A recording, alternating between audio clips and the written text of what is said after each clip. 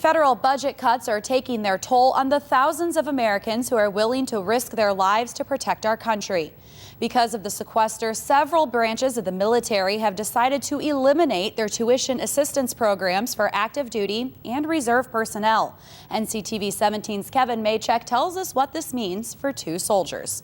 The prospect of higher education seems to be enticing for many looking to enlist in the military. It's in every pamphlet, it's on posters, it comes out of every recruiter's mouth saying education, education, education. That was a big reason why Naperville resident Robert Wright signed up to be a biomedical equipment specialist in the United States Army. With having a newborn and my wife in school as well, we knew that education was a huge priority and we wanted to have that for our child as well. Wright leaves for basic training in late April, and like many who've enlisted in military service, intended to apply for tuition assistance once he completes his first year of training.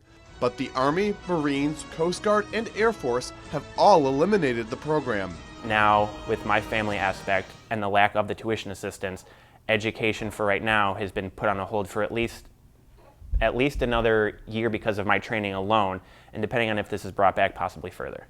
More than 200,000 soldiers have been taking advantage of tuition assistance to further their journey through academia, including Wright's friend Damian Hernandez, who has spent the last 6 years in the Army Reserves. The fact that they offered that tuition assistance was a big selling point so that I can further my education, so when I'm done with the military, I have a life that I can adapt to versus not really having any skill sets in other areas other than the military. Hernandez is taking online courses from DeVry University to pursue a marketing degree. He managed to enroll in 2 classes just one day before the cuts took place.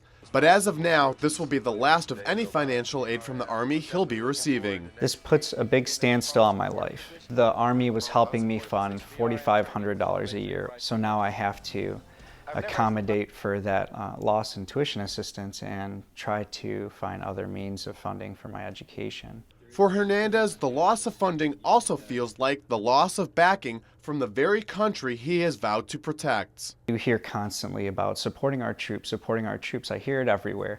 Well, I'm not feeling that right now. Both Hernandez and Wright have signed an online petition to bring back the tuition assistance program. That petition's already reached more than 100,000 signatures, the number needed for it to go before White House officials for review.